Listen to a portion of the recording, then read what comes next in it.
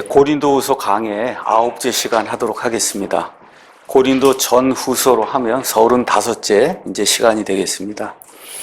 오늘은 고린도후서 9장부터 시작해서 가능하면 21절까지 이제 마치려고 그렇게 생각합니다. 자, 우리가 이제 오늘 시작하기 전에 3장, 4장, 5장을 이제 다시 한번 읽었습니다. 사도 바울이 여러 가지 이제 고난과 고통을 당하고 핍박을 당하는 가운데 소아시아의 그 에베소에서는 심지어 죽음의 선고가 내려졌다 할 정도로 굉장히 큰 어려움을 겪었다는 거예요. 그럼에도 불구하고 사도 바울이 낙심하지 않는다고 이야기를 합니다. 그러니까 저와 여러분이 예수님을 믿는 가운데 주님을 위해서 어떤 일을 하다가 낙심하는 그런 경우가 생길 수 있는데 바울이 낙심하지 말라 지금 그 얘기를 하는 거예요. 그래서 낙심하지 말아야 될 그와 같은 그 이유가 뭐가 있냐? 첫째, 고린도후서 4장에 나와 있는 거 1절에 나와 있는 것처럼 우리가 새 상속 언약의 사역자가 돼서 예수 그리스도를 섬기고 또 성도들을 섬기는 그와 같은 사역을 맡았기 때문에 낙심하지 않는다. 지금 그렇게 이야기하고 있습니다. 그 다음에 4장 7절 가서 보니까 거기 또 예수 그리스도의 얼굴에 있는 하나님의 영광을 아는 빛을 우리에게 주셨는데 그 빛 아니면 심지어 예수 그리스도 아니면 영광의 복음이라고 하는 그런 놀라운 보배가 우리가 비록 연약하고 해도 우리 가운데 들어있다는 거죠. 우리 질그릇, 우리의 몸이 연약하고 우리 사람이라고 하는 것 자체가 연약함에도 불구하고 이 연약한 사람 안에 예수 그리스도라고 하는 분 아니면 하나님의 영광을 알 수 있는 그런 빛, 이런 보배를 우리에게 줬기 때문에 여러 가지 어려움이 있어도 내가 낙심하지 않는다. 지금 그 얘기를 하고 있고, 그 다음에 또 하나는 여기 13절에 나와 있는 것처럼 낙심할 상황이 이제 됐음에도 불구하고 시편 기자가 이야기한 것처럼 내가 믿었으므로 말하였노라 한 것 같이 우리가 그 시편 기자처럼 어려움을 당하지만 우리에게 하나님을 믿는 믿음이 있다. 그래서 낙심하지 않는다. 이야기 이제 다 끝나면서 또 무엇라고 놀라운 말씀을 하느냐 하면 17절에 우리가 잠시 받는 가벼운 고난이 우리를 위해 훨씬 더 뛰어나고 영원한 영광의 무거운 것을 이룬다는 거예요. 그러니까 바울이 엄청나게 많은 고난을 겪었음에도 불구하고 앞으로 다가올 이 영원한 세상에서 사도 바울이 누리게 될 그와 같은 그 평강의 복을 생각해 보면 지금 당하는 고난이 너무 가볍다는 거예요. 그래서 영광의 무거운 것을 이러한 고난들이 이루기 때문에 내가 낙심하지 않는다. 그 얘기를 하면서 결국은 자기의 장막집이 해체되는 그런 얘기를 5장에 넘어가서 이제 하고 있는 겁니다. 결국은 이 땅에 태어난 모든 사람이 다 몸이 해체가 되는 그와 같은 일이 있어도 하늘로부터 오는 우리 집으로 우리가 다시 옷을 입는다는 거죠. 그래서 이와 같은 그 부활의 소망이 있기 때문에 내가 낙심하지 않는다. 다시 말해 지금 이 땅에 있는 이 장막집은 고통을 받고 매를 맞고 얻어 터지고 이런 일을 통해서 계속해서 썩어 없어지지만 우리의 속사람은 날로 새로워져서 그래서 부활의 소망 가운데 예수님이 입혀주신 하나님의 건물 이와 같은 새로운 영적인 집이 우리에게 있기 때문에 내가 낙심하지 않는다. 바울이 이제 그렇게 이제 이야기하는 겁니다.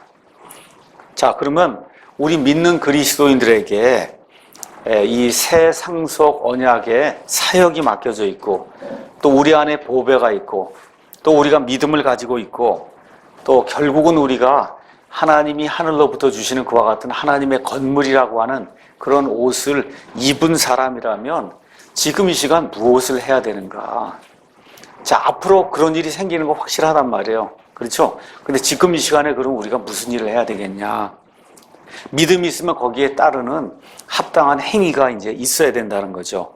그래서 이제 바울이 여기 고린도후서 5장 9절부터 시작해서는 9절, 11절, 16절, 17절 등의 그러므로 그런즉 하고 이제 말을 시작하는 거예요. 그러므로 그런즉 하고 이야기가 나오면 우리에게 미래의 소망이 있다. 그러므로 그럼 우리가 뭘 해야 되겠냐 이거예요. 그렇죠? 예, 이 장막집이 해체가 돼도 하나님이 우리에게 주시는 영원한 그런 집이 있다. 예, 그러므로 그럼 우리가 무엇을 해야 되겠느냐? 이 땅에 몸을 입고 있는 동안 어떤 일을 해야 되겠느냐? 다시 말씀드려, 저와 여러분이 이 땅에 사는 동안에 모든 그리스도인은 사역을 해야 된다. 성경이 그렇게 얘기해요. 사역은 제가 여러 차례 말씀드렸듯이 섬기는 거예요. 누구 위해서 이렇게 남을 부리는 게 사역이 아니라 누구를 섬기는 게 그 사역이다. 그러면 저와 여러분이 장래의 그런 소망을 가진 채 이 땅을 살아가면서 섬겨야 될 그와 같은 일이 있는데 그 섬겨야 될 그 사역이 구체적으로 뭐냐 이거 한 가지만 딱 이야기를 해라. 그거는 고린도후서 5장 11절 그 다음에 20절에 나와 있는 것처럼 믿지 않는 죄인들을 설득해서 하나님과 화해하게 하는 것. 그것이 저와 여러분 예수님을 믿은 그리스도인들이 평생토록 이 땅에 사는 동안 해야 될 그와 같은 섬김의 직무라고 지금 사도 바울이 우리에게 이제 이야기하고 있는 겁니다. 그래서 그 일을 위해 사람들을 설득해야 되는데 그 설득할 때 달콤한 그 말에 어떠한 간사한 아니면 간교함 이런 걸로 하지 않는다고 지금 바울이 데살로니가전서 2장 3절에 이제 이야기하고 있습니다. 교회 요새 이제 가서 보시면 하여튼 무조건 교회에 오면 일이 잘 되고 아이들이 잘 되고 하여튼 말 그대로 만사가 형통한다 그렇게 이야기하지 않습니까? 그렇죠? 예. 이게 간교함으로 하는 거예요. 예, 성경대로 믿으면 예수님의 말씀대로 믿으면 어떻게 하라고 그래요? 나를 사랑하면 자기 십자가를 지고 나를 따르라고 예수님이 이야기하지 모든 일이 잘 된다고 이야기하지 않습니다. 그런데 자기 십자가를 지고 예수님을 따라야 된다 그렇게 올바른 그러한 복음을 가르치면 사람들이 많이 모이질 않습니다. 무슨 일이 잘 되고 뭐 뒤로 이렇게 넘어져서 하늘나라 올라갔다 오고 천국을 보고 지옥을 보고 뭐 등등해서 무언가 신비로운 그와 같은 체험 이런 걸 해서 내가 무언가 다른 사람에게 자랑할 수 있는 이런 것들을 가르치거나 이런 것들을 실제로 체험할 수 있게 만드는 이와 같은 교육이나 이런 프로그램이 없으면 그런 교회는 가려고 하지 않습니다.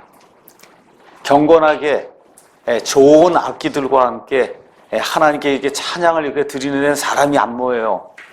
락 음악하고 랩 음악하고 막 그렇죠? 나이트클럽에서 하듯이 이 사람의 그 욕정을 이렇게 분출시킬 수 있는 그런 방법을 동원해서 그래서 거기 모여서 나이트클럽에서 하지 못하던 일을 그렇게 음악하면서 할 수 있도록 이렇게 잔치를 베풀어 줘야만 그런 교회에 사람이 많이 꼬입니다. 그런데 가는 건 꼬인다고 우리가 얘기할 수밖에 없어요. 그 사람이 꼬이는 거예요. 정상적인 그러한 그 모임이 아니다. 지금 바울이 우리가 그리스도인으로서 구원받은 이후에 해야 될 그런 사역이 있는데 그것은 믿지 않는 사람들을 하나님과 화해하게 하는 거, 그게 우리가 해야 될 일이라는 거예요. 근데 그 일을 하려면 사람을 설득해야 되는데 그 설득할 때 결코 간교함이나 어쩌면 사람의 어떤 이득을 준다고 하는 그와 같은 사탕 발린 그런 말을 사용하지 않았다. 성경이 이제 그렇게 이야기하면서 9절 가서 보니까 그러므로 우리에게 이와 같은 소망이 있기 때문에 그러므로 우리는 함께 있든지 떨어져 있든지 다시 말해 함께 있다고 하는 건 주님과 함께 있는 거예요. 주님과 함께 있으면 뭐예요? 죽는 거예요. 죽어서 천국에 있든지 떨어져 있다는 거는 주님이 지금 천국에 있으니까 지금 우리는 땅에 있는 게 지금 떨어져 있는 거거든요. 다른 이야기로 하면 우리가 살든지 죽든지 그 얘기지요. 그렇죠? 그분께서 받아주시는 자가 되려고 수고한다. 지금 성경이 그렇게 이야기하고 있습니다. 수고한다는 단어를 영어로 가서 보시면 레이버라는 단어를 썼어요. 레이버는 영어에서 무엇을 표현하는 거냐? 여인이 아기를 낳을 때 그때 레이버 한다 그래요. 미국 병원에 가면 레이버 들어갔다 그러잖아요. 그렇죠? 레이버. 얼마나 어려우면 그게 레이버라고 얘기하거든요. 그 정도로 수고한다는 거예요. 그러니까 우리가 살아있든지 아니면 죽어있든지 하나님이 받아주시는 자. 그럼 무슨 얘기야? 하나님의 일을 온전히 감당하는 그런 자가 되기 위해서 여인이 아기를 낳을 때 그 해산의 수고를 하는 것처럼 우리가 그렇게 애쓰며 수고를 한다는 거예요. 다시 말씀드려 우리 주 예수님의 명예와 존귀를 위해 부지런히 열심히 맡겨진 일들을 감당한다고 지금 바울이 그렇게 이야기하고 있는 겁니다. 자, 주님이 받아주신다. 그러니까 결국은 주님이 받아주시는 성도가 있고, 주님이 많이 받아주신 그런 성도가 있고, 주님이 겨우 받아주는 성도가 있어요. 일단 성도가 되면 주님이 다 받아주시는 거예요. 그렇죠? 근데 많은 보상과 함께 받아주는 그런 성도가 있고, 겨우 구원만 시키는 그와 같은 성도가 있다는 겁니다. 조금 이따 그리스도의 심판석에 대해서 이야기하면서 이 내용을 다시 한번 설명하도록 하겠습니다. 자, 그럼 바울이 얼마만큼 수고했냐 이거예요. 얼마만큼 수고했냐. 한번 가서 로마서 15장 말씀 보겠습니다. 왼쪽으로 조금 들치면 로마서거든요. 로마서 15장 19절에 가서 보니까 무엇라고 이제 기록이 되어 있냐 하면, 능력 있는 표적들과 이적들을 통해 하나님의 영의 권능으로 이루신 그 일들 외에는 그 어느 것도 내가 감히 말하지 아니할 것이기 때문이라. 이로써 내가 예루살렘으로부터 두루 다니며 일루리곤까지 그리스도의 복음을 충만히 선포하였다. 지금 이야기를 하고 있습니다. 그러면서 그 다음에 뭐라고 기록이 되어 있냐면, 참으로 이같이 내가 복음을 선포하자 애써 왔으되 수고했다는 거예요. 그리스도의 이름을 부르는 곳에서는 하지 아니하였으니 이것은 내가 다른 사람의 기초 위에 건축하지 아니하려 함이라. 이렇게 이야기하면서 다른 사람이 이미 세워놓은 그런 교회가 있는 데는 결코 다니지 않았다는 거예요. 교회가 전혀 없는 것, 예수님의 복음을 알지 못하는 것. 그래서 지금 일루리고레라고 하는 이 지역을 이야기하는 이 지역이 그 당시에 사람들에게는 어느 면에서 맨 마지막에, 사람들이 맨 마지막에 여행하는 그와 같은 먼 지역을 지금 일루리곤이라고 이야기하는데, 사도 바울이 내가 거기까지 가서 하나님의 말씀을 전했다. 지금 그렇게 이야기해요. 그 정도로 수고를 했다는 거예요. 그럼 한번 생각해 보세요. 1차 선교여행 다녔습니다. 2차 선교여행 다녔습니다. 3차 선교여행 다녔어요. 그 다음에 나중에 예루살렘에서 붙잡혀서 배를 타고 어디까지? 로마까지 가잖아요. 그렇잖아요. 그러니까 그 당시 세상에서 이렇게 배를 타고 움직이는 그런 사람들 빼고, 직업적으로 배를 타고 움직이는 그런 사람들 빼고, 그냥 정상인으로서 사도 바울처럼 그렇게 온 세상을 두루 다닌 사람이 어디 있겠어요? 그렇죠? 무엇하러 돌아다녔냐? 죄인들을 하나님하고 화해시키는 그와 같은 일을 하기 위해서 그 정도로 애를 썼다는 거예요. 그러니까 그런 의미에서 지금 사도 바울이 여인이 애를 낳을 때 당하는 그와 같은 그 해산의 고통을 내가 당할 정도로 열심히 수고하면서 하나님이 받아주시는 그런 성도, 다시 말씀드려 하나님에게서 보상을 많이 받을 수 있는 그런 성도가 되기 위해 내가 애를 썼다. 지금 그렇게 이야기하고 있는 겁니다. 10절 가서 보니까 우리가 반드시 다 그리스도의 심판석 앞에 나타난다. 10절 우리 말에는 번역이 되어 있지 않지만 영어로 보면 for가 있어요. for. 그러니까 왜 그러냐? 내가 열심히 수고한다. 왜 그러냐 하면 그런 얘기예요. 열심히 수고한다. 왜냐하면 우리가 반드시 다 그리스도의 심판석 앞에 나타날 것이기 때문이다. 이런 뜻이에요. 그러니까 우리라고 하는 건 구원받은 성도잖아요. 그러니까 구원받은 성도도 그리스도의 심판석 앞에서 한번 심판받을 때가 있다는 겁니다. 그래서 그리스도 앞에서 심판받을 때 하나님을 기쁘게 하는 그와 같은 자로 드러나기 위해서 내가 최선을 다해서 열심을 다해서 나의 가진 모든 것을 가지고 사람들을 주님께로 이끄는 이와 같은 화해의 사역을 지금 감당하고 있다. 지금 그렇게 이야기하고 있는 겁니다. 로마서 14장 말씀을 다시 한번 가서 보겠습니다. 로마서 14장 8절에서 10절 말씀 가서 보니까 우리가 살아도 주를 위해 살고 죽어도 주를 위해 죽나니 그러므로 살든지 죽든지 우리가 주의 것이로다. 한번 여러분 이거 제가 다시 한번 읽을 테니까 한번 이렇게 생각해 보세요. 우리가 정말 살아도 주를 위해 사는가? 죽어도 정말 주님을 위해 죽는가? 그래서 살든지 죽든지 우리가 주님의 것이다. 여러분 이렇게 고백하실 수 있으세요? 지금 바울이 그 얘기를 하면서 뭐라고 얘기하냐? 이 목적을 위해 살든지 죽든지 우리가 주님의 것이라는 거. 이 목적을 위해 그리스도께서 죽으시고 일어나사 다시 살아나셨다는 거예요. 그러니까 예수님이 십자가에 죽으시고 묻으시고 부활하신 건 물론 온 세상 모든 사람들의 죄를 대속하시기 위해서 한 건 맞아요. 그럼에도 불구하고 구원받은 사람들에게는 예수님이 죽으시고 묻으시고 다시 일어나신데 그 목적이 있다는 거예요. 그 목적은 뭐냐? 그분께서 죽은 자와 산 자의 주가 되려 하심이라. 그는 내가 어찌하여 내 형제를 판단하느냐? 어찌하여 내 형제를 무시하느냐? 그런데 로마 교회 성도들 가운데 음식 문제 이런 걸 가지고 어떤 사람 고기를 안 먹는다, 어떤 사람 먹는다 그러고, 어떤 사람 이 날이 더 중요하다 그러고, 어떤 사람 저 날이 중요하다 그러고, 어떤 사람 모든 날이 같다 그러고, 그렇죠? 이렇게 하니까 서로를 판단하고 하는 그런 일들이 생기니까 지금 바울이 예수님이 죽은 자와 산 자의 주님이다. 이렇게 되면서 죽은 자와 산 자가 몽땅 다 하나님 앞에 서야 될 것과 같은 날이 있다. 그 얘기를 하면서 내가 어찌하여 내 형제를 판단하느냐? 어찌하여 내 형제를 무시하느냐? 우리가 다 그리스도의 심판석 앞에 서리라. 기록된 바 내가 살아있음을 두고 맹세하노니 모든 무릎이 내게 굴복하고 모든 혀가 하나님에게 자백하리라. 주가 말하노라 하였느니라. 그러므로 이와 같이 우리 각 사람이, 우리가 누구예요? 구원받은 각 사람이 자신에 관하여 하나님께 회개보고를 하리라 라고 하는 그런 말씀이 여기에도 기록이 되어 있고, 고린도전서 3장에도 기록이 되어 있고, 고린도후서 5장에도 기록이 되어 있고, 그래서 사도 바울의 그 서신서를 가서 보면 믿는 자들이 반드시 그리스도의 심판석 앞에 서서 자기 몸에 행한 것들, 선한 것이든 악한 것이든 그 몸에 행한 것에 따라 보상을 받는 그와 같은 심판이 있다고 성경이 우리에게 이야기하고 있습니다. 11절 말씀 가서 보면 모든 무릎이 내게 굴복하고 모든 혀가 하나님에게 자백하리라. 주가 말하노라. 그러니까 누구에게 고백하고 누구에게 심판받는다는 거예요? 하나님께. 그렇죠? 그런데 어느 심판석 앞에서 그런다는 거예요? 10절 가서 보니까 그리스도예요. 그러니까 그리스도가 누구라는 거예요? 하나님이라는 거예요. 근데 이게 인정이 안 되니까 개역성경은 하나님의 심판석이라고 고쳐놨어요. 하나님의 심판석 하면 앞에도 하나님, 뒤에도 하나님이면 그러면 그리스도가 하나님이라는 게 안 나타나잖아요. 그렇죠? 그렇게 고쳐놓은 거예요.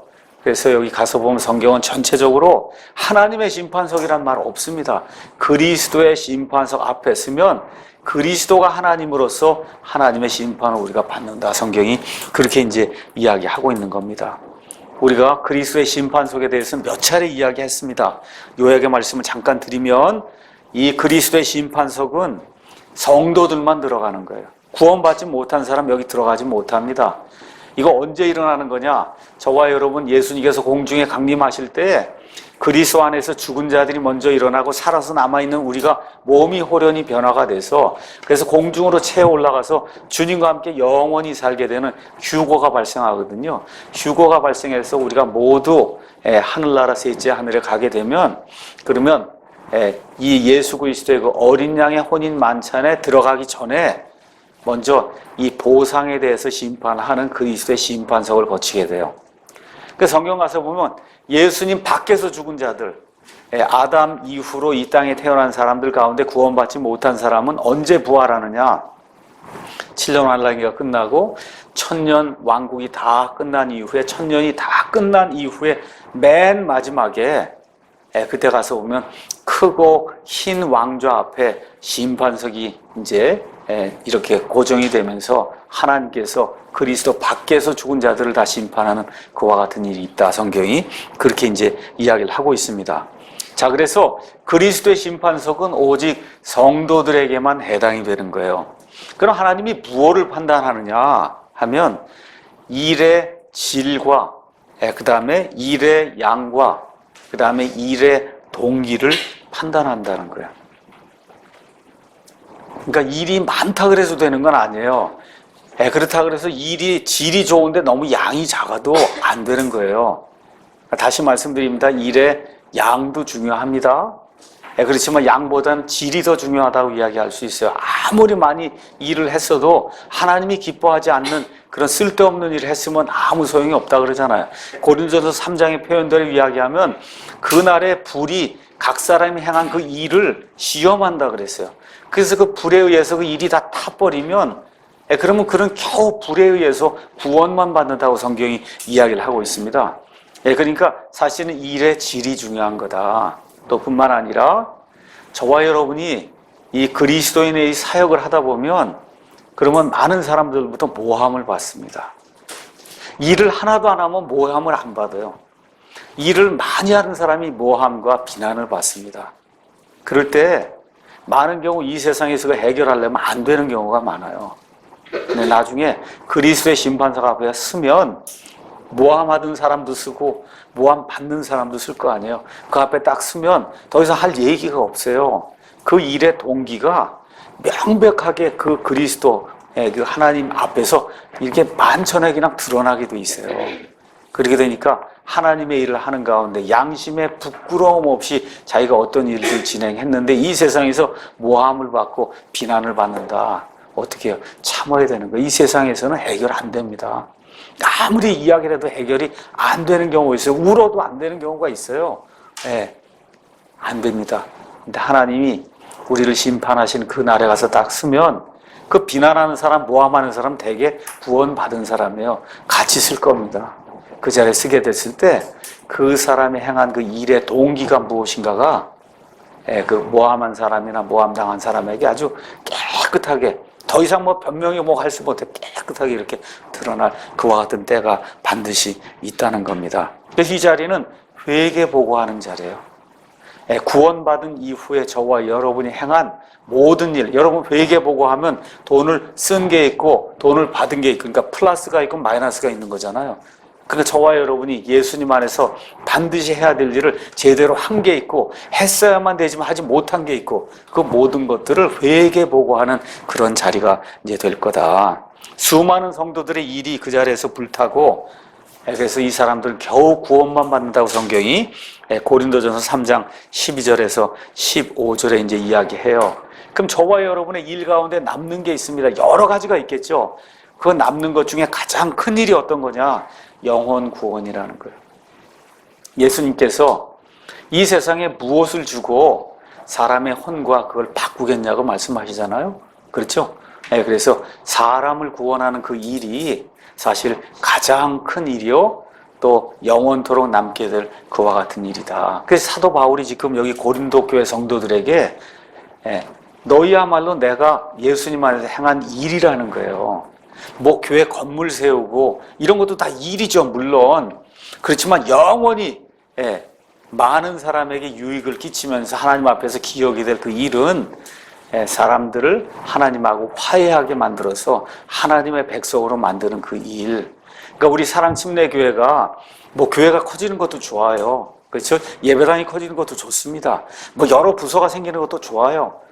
뭐 식당에서 일하는 것도 뭐 여러 가지 그런 일이 많이 있지만 이 교회가 교회로서 영혼을 구원하기 위해서 얼마만큼 애를 쓰고 있느냐, 이거를 저나 아니면 교회 지도자들이 항상 염두에 이제 둬야 되고, 또 개개인도 살아가는 가운데 행하는 거, 자기 시간을 쓰는 거 있잖아요. 그 시간 쓰는 것이 다른 사람들을 세워주고 다른 사람들을 살리는데 얼마만큼 내가 내 시간을 쓰고 있는가, 이런 것들을 생각을 해보면, 그러면 회개보고 할 일이 무엇인가가 여러분 앞에 분명하게 이제 드러나게 될 겁니다. 그래서 개인과 교회의 사역의 핵심은 뭐냐 하면 영원토록 남는 일, 그것은 죽어있는 영혼들을 구원하는 거죠. 이런 일들을 하는 것이다. 성경이 우리에게 이야기하고 있습니다.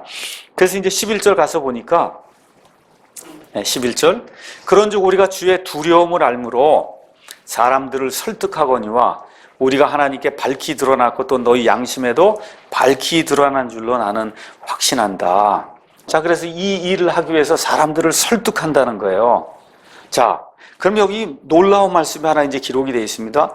우리가 주의 두려움을 안다. 여기 두려움이라고 해서 단어가 나왔는데 fear가 아니라 여기는 테러로 되어 있어요. 테러는 공포예요. 그러니까 이건 무슨 얘기냐면 그리스도의 심판석에 이렇게 쓰잖아요. 그러면 하나님의 공포가 느껴지는 자리라는 거예요. 그 자리에. 무슨 얘기인지 알죠? 구원받은 사람도 그 공포를 느낄 자리면 구원받지 못한 사람이 나중에 심판석에 설 때는 얼마나 어렵겠어요.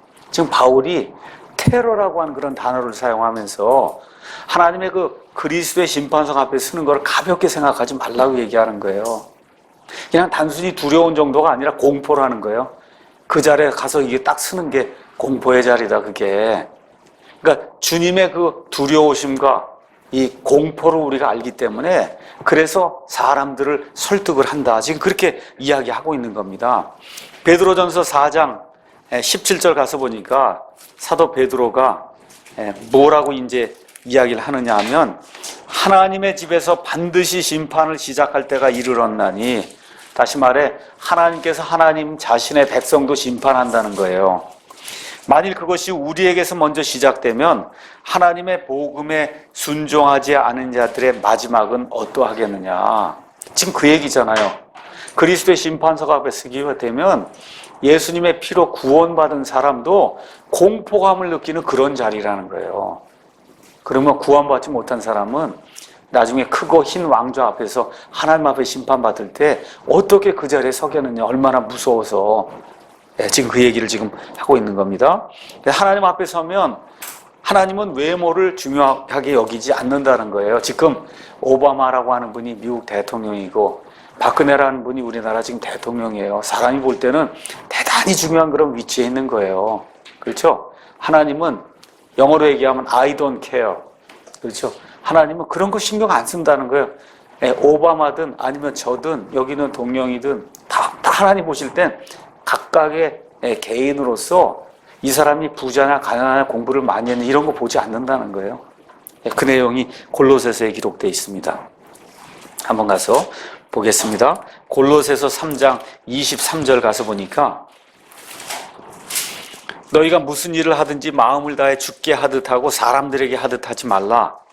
너희가 상속유업의 보상을 주에게서 받을 줄 아나니 너희는 주 그리스도를 섬기느니라. 우리가 그리스도의 심판석에서 상속유업의 이와 같은 보상을 받는다는 겁니다. 25절 그러나 부당하게 행하는 자는 자기가 행한 부당한 일로 인하여 보응을 받으리니 거기에는 사람들의 외모를 중시함이 없느니라. 구원받은 자라도 부당하게 행했어요. 그럼 어떻게 해요? 하나님이 외모를 보지 않는다는 거예요.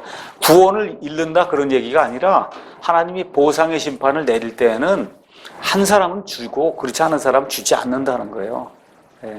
그래서 여기에는 사람들의 외모를 중시 여기는 그와 같은 일이 없다. 성경이 그렇게 이제 이야기하는 겁니다. 자, 그러면 그리스도의 심판석을 어떻게 예비해야 되느냐? 이 땅에 사는 동안. 자, 회개보고할 것 늘 생각하고 살아야 됩니다. 이 땅에 사는 동안 그리스도의 심판석을 늘 생각하며 살아야 돼요. 그러면 바울이 세 가지를 이야기하는 거예요. 첫째, 거기 가서 보니까 뭐라고 했냐? 우리가 하나님께 밝히 드러났고 또 너희 양심에도 밝히 드러난 줄로 나는 확신한다. 첫째, 그리스도의 심판석을 예비하려면 양심에 투명해야 된다는 거예요.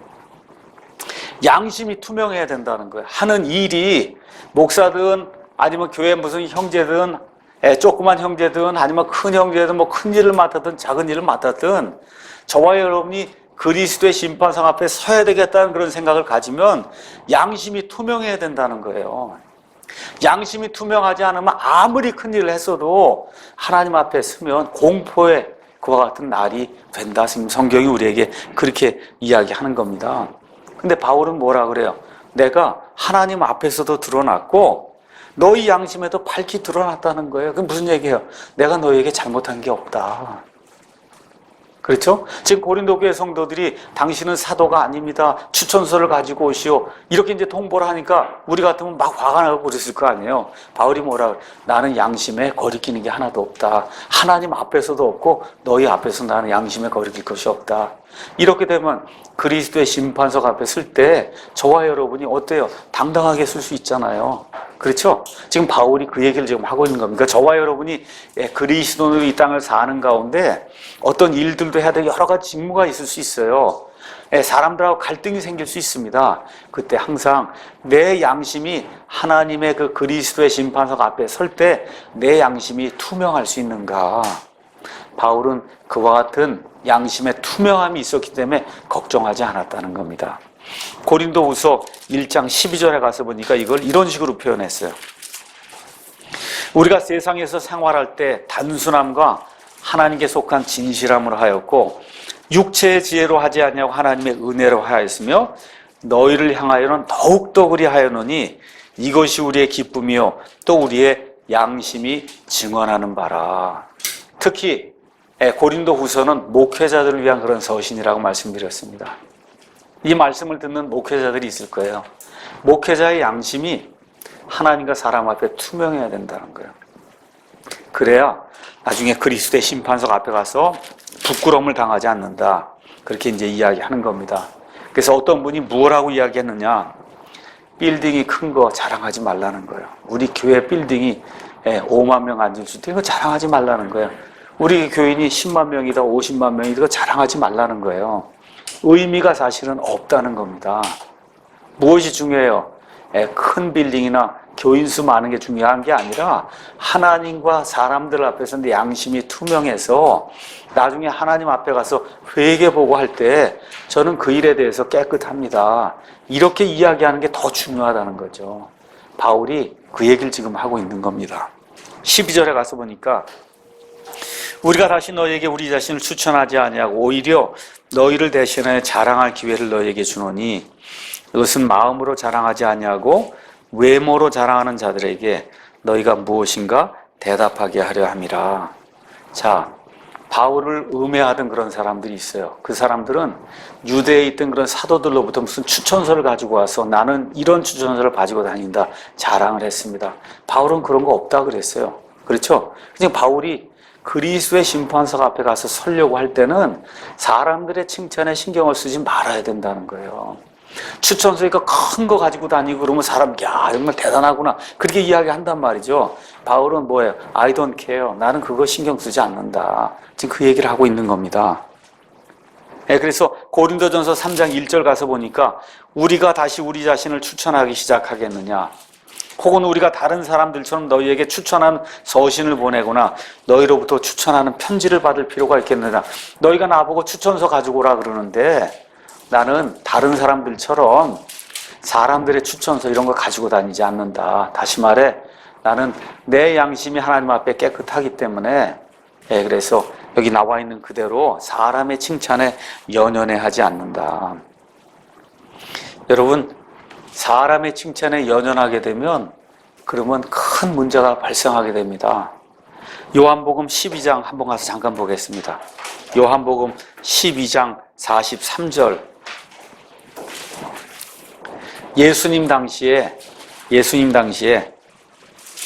일어났던 그런 일입니다. 42절에 가서 보니까 그럼에도 불구하고 우두머리 치리자들 가운데서도 많은 사람들이 그분을 믿었다는 거예요. 그러니까 쉽게 얘기하면 제사장이 있고 제사장들 위에 수제사장이 있고 수제사장 위에 대제사장이 있었어요. 이 유대인들 가운데.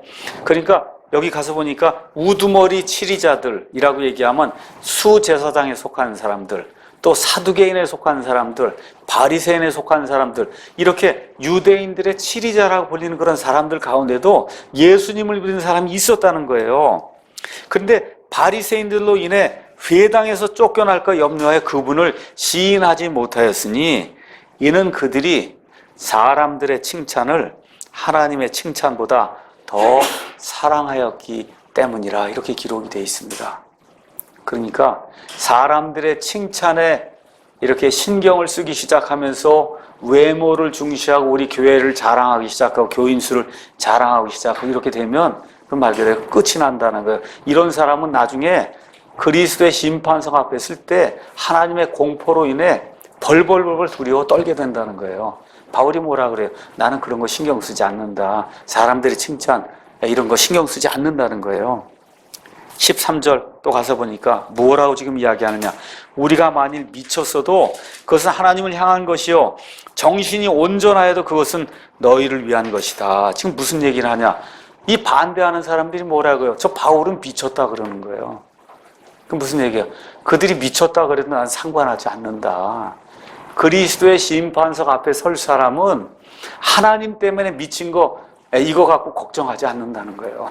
놀라운 얘기예요. 하나님 때문에 누가 나보고 미쳤다 그러는 거, 나 그런 거 신경 쓰지 않는다. 쉽게 얘기 뭐예요? 모함과 비난, 합당하지 않은 모함과 그와 같은 비난이 내게 들려오게 될 때 난 그거 신경 쓰지 않는다. 왜 그러냐? 그리스도의 심판석 앞에 딱 서게 되면 그 비난이 맞는지 그 모함이 맞는지 그날에 가면 100% 깨끗하게 드러날 것이기 때문에 난 그런 거 지금 신경 쓰지 않는다. 그렇게 이야기하는 겁니다. 그래서 저와 여러분이 예수님 때문에 예수님을 섬기는 그런 일을 하다 보면 그럼 여러 가지 일이 있어요. 하나님 앞에 가서 설날을 생각하시고 세 가지를 기억하라는 거예요. 첫째, 양심이 투명해야 된다. 둘째, 사람의 칭찬에 연연해서는 안 된다. 셋째, 합당하지 않은 모함과 그와 같은 비난이 들어올 때 그것 때문에 두려워하지 말아야 된다. 지금 성경이 우리에게 이야기해주고 있는 겁니다. 사도행전 26장 24절 가서 보면 바울이 베스도 총독하고 아그리빠 왕 앞에서 본인이 예수님을 믿는 그와 같은 믿음에 대해서 어떻게 믿게 됐고 내가 무엇을 믿게 되고 이 부활에 대해서 증언을 다 하고 났더니 베스도 총독이 갑자기 뭐라 그래요? 내가 너무 많이 공부를 해서 내가 내 정신이 아니구나. 미쳤다 그래요. 미쳤다. 그렇게 이야기를 합니다. 미쳤다고. 그렇게 주장을 해요. 마가복음 3장 21절 가서 보면 예수님 보고도 사람들이 제정신이 아니고 미쳤다고 얘기하는 그런 내용이 그 안에 기록이 되어 있습니다. 자, 그런데 바울이 뭐라고 얘기하는 참 얼마나 멋있는지 몰라요. 13절에 남들이 나보고 미쳤다 그러는데 좋다. 근데 내가 미쳐도 그건 하나님을 위해 미친 거라는 거예요. 하나님을 위해 미친 거다. 그러니까 하나님 위해 미칠 정도가 되니까 어느 정도가 되냐? 사도행전 24장 가서 보니까 이렇게 이제 하나님 때문에 미친 사람이 하는 얘기가 이제 그 안에 기록이 되어 있습니다. 사도행전 24장 14절 15절. 그러나 내가 이것을 가깝게 벨릭스 총독 앞에서 고백하오니 곧 나는 그들이 이단이라 하는 그 길을 따라 내 조상들의 하나님께 이단이라고 하는 그런 방식으로 나는 경배합니다. 남들이 나보고 이단이라고 얘기하는데 맞습니다. 나는 그 방법대로 하나님께 예배드립니다. 지금 그 얘기하는 거예요. 그래서 뭐라 그래요? 율법과 대언자들의 기록된 모든 것을 내가 다 믿습니다. 난 그런 사람입니다. 이게 뭐예요? 하나님께 미친 거예요. 그렇잖아요. 바울이 얘기하는 거예요. 자, 남들이 나를 미쳤다 그러는데 내가 어떻게 미쳤냐? 하나님께로 미쳤다는 거예요. 그래서 남들이 나를 이단이라 그래도 no problem. 괜찮다는 거예요. 나는 그런 방식으로 다른 사람들이 킹제임스 성경 2단 아무 상관없다는 게 우리는 그 킹제임스 성경을 사용해서 하나님께 예배드린다. 지금 그렇게 이야기하는 겁니다. 15절 그들도 스스로 인정하는 바 하나님을 향한 소망을 내가 가졌으니 그것은 곧 죽은 자들의 부활 즉 의로운 자들의 부활과 불의한 자들의 부활이 있으리라는 것입니다. 이 세상의 모든 사람들이 부활을 믿지 않아요. 참 가서 우리가 다시 살아난다고 얘기하면 그게 말이 되냐 얘기하는 사람이 너무 많습니다. 제 옆에 있는 교수님들에게 그렇게 얘기하고 그러면은 그건 뭐 자연과학을 이렇게 공부하고 그랬으니 그게 믿겨지겠어요. 부활한다고 얘기하니까 죽으면 끝이지. 그렇잖아요. 지금 바울이 그래서 남들이 나를 이단이라고 그런다는 거예요. 죽은 자들의 부활이 있다는 거예요. 그렇죠? 그래서 여기 나와 있는 것처럼 의로운 자들이 부활하는 그와 같은 사건이 예수님 공중 강림하실 때 부활과 휴거가 일어나서 그때 일어나고 그 다음에 불의한 자들의 부활은 그때로부터 약 1007년쯤 지나서 천년왕국이 끝날 때 예수님 밖에서 죽은 자들이 다 일어나서 심판을 받는 그와 같은 부활이 있다는 거 내가 그것을 증언하는 사람입니다. 그래서 나는 하나님 때문에 미친 사람입니다. 지금 그렇게 이야기를 하는 거예요. 그런 다음에 또 성도들 향해서는 무엇라고 얘기하냐? 내가 정신이 온전하다면 그건 너희를 위해 그런 거다. 이 앞에서 해롱해롱 되면 안 되잖아요. 이 앞에 이 설교자가. 그렇죠. 그러니까 너희를 향해서는 내가 지금 정신이 올바른 상태에서 얘기하고 하나님 때문이라면 내가 미쳤다 그래도 괜찮다. 얼마나 어느 면에서 유머러스한 그런 얘기잖아요. 그렇죠? 참 이 고린도 교회 그 성도들을 얼마나 이 사도 바울이 사랑하는가 우리가 이런 말씀들을 통해서 잘 알 수가 있습니다. 그래서 9절에서 13절을 요약을 하면 하나님을 두려워하고 살아야 된다는 거죠. 하나님을 두려워하고 살아야 된다. 특별히 하나님을 섬긴다고 하는 소위 사역을 한다고 하는 그런 사람들의 그 삶에서 하나님의 두려움이 빠지면 말짱 도루묵이 된다는 거예요. 그러니까 큰 교회 목사들이 타락을 하고 도저히 해서 안 되는 그런 일들을 지금 한단 말이에요. 사람들이 물어요. 왜 그럽니까? 답이 뭐예요? 하나님의 두려움이 없기 때문에 그래요. 그리스도의 심판석 앞에 쓴다고 하는 게 확실하면 어떻게 WCC 그거 하는데 가서 제일 앞장을 쓰고 그렇게 할 수 있겠어요? 그거 할 수 있겠어요? 예, 저는 할 수 없다고 믿어요. 하나님에 대한 두려움이 있으면 어떻게 그런 일을 할 수가 있습니까? 뭐예요? 하나님에 대한 두려움이 없기 때문에 그런 거예요. 그런 교회는 사람이 수천 명 모여도 소용이 없다는 겁니다. 어저께 어느 한 형제가 우리 사이트에 글을 올렸죠. 그렇죠? 그냥 뭐 대충 믿던 사람인데 우리의 그 유튜브 설교를 통해서 정말 믿는 게 뭔가를 확실히 알게 됐습니다. 그래서 교회에 갔다가 어디 서점에 갔다가 WCC인가 뭐 책을 읽었는데 가서 보니까 자기 교회 목사 이름이 거기 있더라는 거예요. 자기 교회 그 WCC 그 목사들 그 명단에 자기 교회 이름하고 자기 교회 목사가 이름이 거기 있더라는 거예요. 그래서 이게 도대체 있을 수 있는 일인가? 이럴 때 우리가 어떻게 해야 되겠냐? 그 질문을 고견을 구합니다 해갖고 우리 사이트에 지금 올려놨잖아요. 그렇지 않습니까? 우리가 뭐라고 대답할 수 있어요? 그 목사가 하나님에 대한 두려움이 없기 때문에 지금 그런 일을 하는 거다. 미국 같으면 장로교회, 감리교회 같은 경우 동성애 목사를 인정해야 된다는 게 지난 수십 년 동안 진행이 되면서 지금은 동성애 목사를 인정을 하고 미국의 성공회, 영국의 성공회도 다 동성애하는 사람을 이 성직자로 지금 세워놓고 있어요. 이 다음에 어떻게 해야 돼요? 하나님의 심판석 앞에 가서 쓸 거 아니에요. 그렇잖아요. 하나님이 물으실 거 아닙니까? 동성애가 맞느냐 그러냐 하고 물으면 어떻게 해요? 그 자리에서 오들오들 떨 거 아닙니까? 그렇죠? 하나님의 그 불꽃 같은 눈으로 이렇게 하나님이 하시면서 이게 맞냐 그러냐 얘기하는데 뭘 대답할 게 있어요? 틀린 거지. 그렇잖아요. 그런 것에 대해서 구원받았어도 하나님의 그와 같은 질책을 받는다는 거예요. 그래서 저와 여러분이 이 교회를 하면서 단순하게 그냥 사람의 숫자를 늘려야 되겠다. 아니면 사람의 뭘 그걸 기쁘게 해주는 그런 사역을 해야 되겠다. 이거 이전에 우리의 사역 속에 하나님의 거룩하심과 하나님의 두려움, 그걸 알리는 것이 포함이 되어 있는가? 아이들에게도, 연세가 많이 든 분에게도, 재물이 있는 사람에게도, 재물이 없는 사람에게도 하나님을 두려워하는 그와 같은 말씀을 선포하는 그런 교회가 돼야, 그래야 하나님이 기뻐하는 그런 교회가 될 수 있고, 그래야 본인에게 유익하다는 거예요. 왜 그래요? 그래야 목사가 그 앞에 가서 떨지 않고 설 거 아닙니까? 그리스도의 심판석 앞에 가서. 그래서 하나님에 대한 두려움이 없으면 그 하고 있는 일이 세상 사람들 보기 아무리 크다 해도 그 소용이 없는 일이라는 거죠. 그래서 이사야서 가서 보시면, 이사야서 6장에 한번 가서 보시면 이사야가 하나님 때문에 떠는 그와 같은 대목이 그 안에 이제 기록이 되어 있습니다. 이사야가 이미 구원받은 사람이에요. 이미 사역을 한참 하던 사람입니다. 그러니까 이사야서 1장, 2장, 3장, 4장, 5장이 다 뭐예요? 이미 이사야가 대언자로 부름을 받아서 하나님의 일을 이미 하던 사람이에요.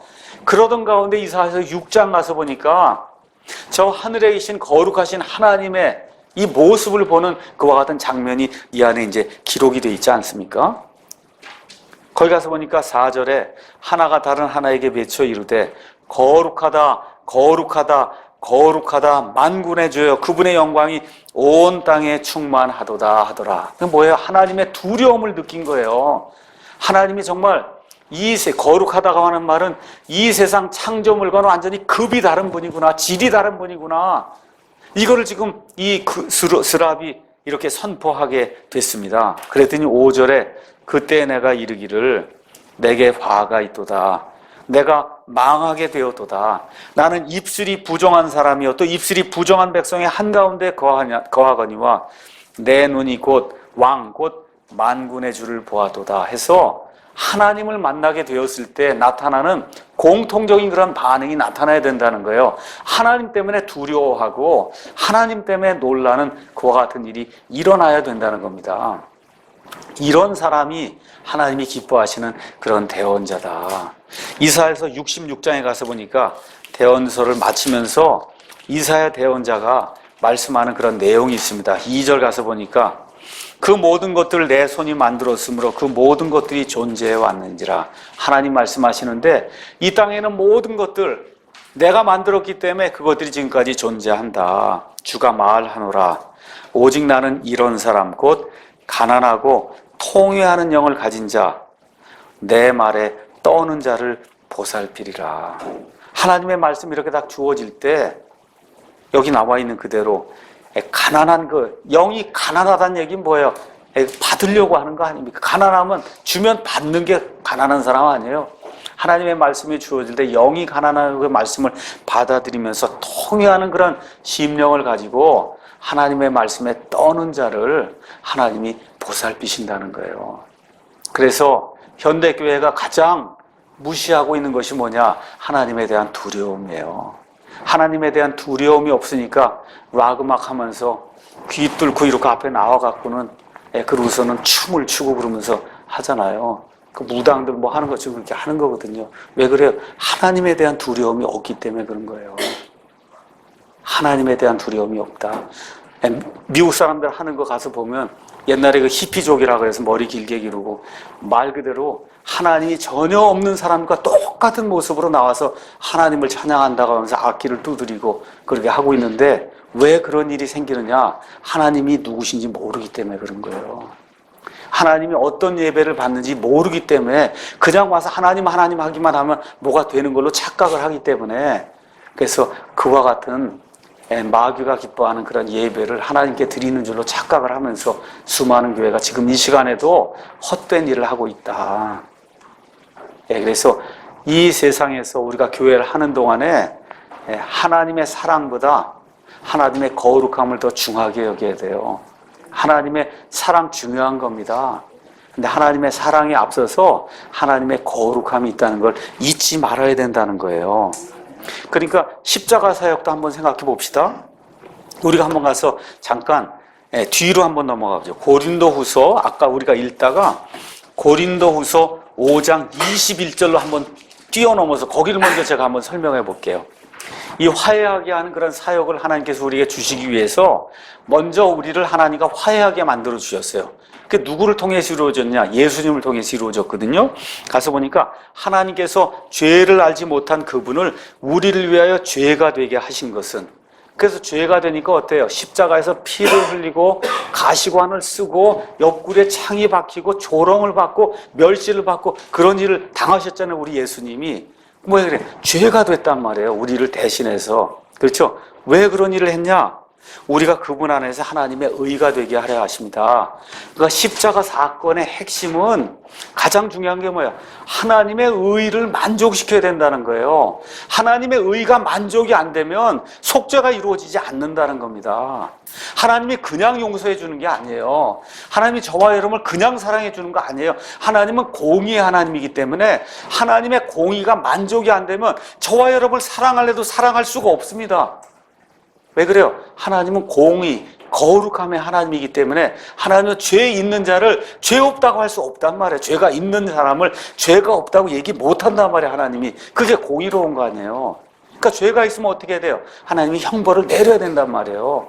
그렇죠? 그러니까 형벌을 내려야 될 거를 누가 대신해서 형벌을 받지 않으면 하나님의 공의가 만족이 안 되는 겁니다. 그러니까 이 십자가 사건을 통해서 어떤 일들이 이루어진 거예요?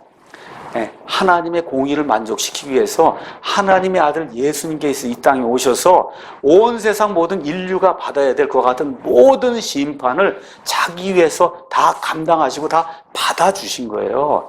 이 예수님이 십자가 고난을 받는 이런 일을 통해서 하나님의 거룩하신 공의가 만족이 된 거예요. 하나님이 흡족하게 된 거예요. 그러니까 어떻게 돼요? 하나님의 사랑을 드러내어 보여주시는 거예요. 그래서 하나님의 사랑이 그 다음에 나와야지 십자가 얘기할 때마다 무조건 사랑만 얘기하면 안 된다는 거예요. 왜 사랑이 있어야 되느냐? 뭐야? 하나님의 공의가 만족이 되니까 하나님이 오케이 하고 이제는 사랑을 물 붓듯이 부어주는 일이 가능했다는 겁니다. 그래서 지금 성경에 나와 있는 이 이야기들 저와 여러분이 잘 기억을 하면서 구원받을 때에도 하나님의 사랑 이전에 하나님의 공의가 만족이 돼야 된다는 거, 구원받은 이후에도 저와 여러분이 하늘나라에 가면 하나님이 공의의 하나님이에요. 그게 무슨 얘기예요? 잘한 건 잘했다 그러고 못한 건 못했다고 심판해야 그게 공의로운 거 아니에요? 우리 하나님이 그런 분이다. 그렇기 때문에 저와 여러분이 사는 가운데 구원받은 이후에도 하나님 앞에 가서 설 때 내 양심이 깨끗한가, 사람의 칭찬에 연연하며 살았는가, 사람의 그 모함과 비난이라든지 이런 것만 신경 쓰며 살았는가, 이런 것들을 잘 기억하면서 믿음 생활을 하지 않으면 그날의 불이 우리가 행한 일들을 심판하게 될 때 아무것도 안 남는 그런 사람이 될 수 있다는 겁니다. 바울이 나는 그런 사람이 아니라는 거예요. 그렇죠? 그렇기 때문에 내게 아무리 어려운 고통이 오고 고난이 닥쳐도 낙심하지 않는다.